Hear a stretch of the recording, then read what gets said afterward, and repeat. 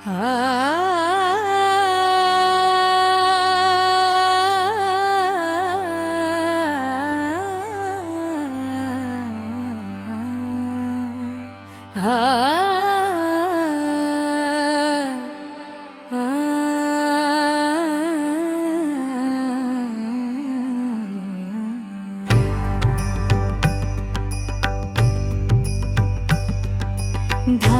रंग में चुनरिया रंगा दो पिया, धानी रंग में चुनरिया रंगा दो पिया। बाग लगा दो, बगीचा लगा दो, बाग लगा दो, बगीचा लगा दो।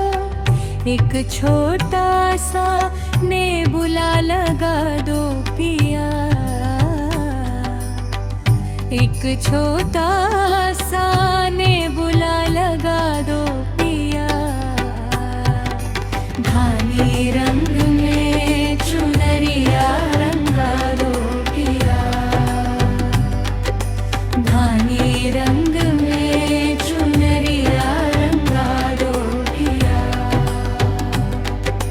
तारा बना दो, इनारा बना दो, तारा बना दो, इनारा बना दो।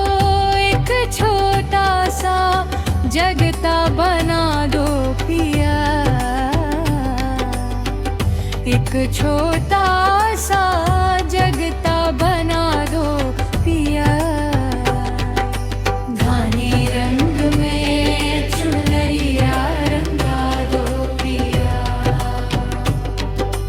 धानी रंग में चुनरिया रंगा दो पिया।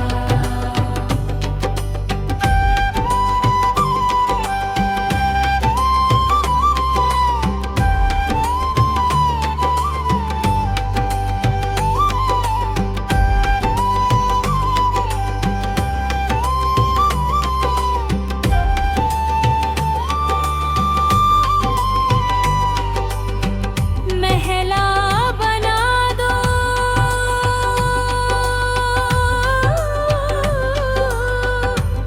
दुमहला बना दो, महला बना दो, दुमहला बना दो।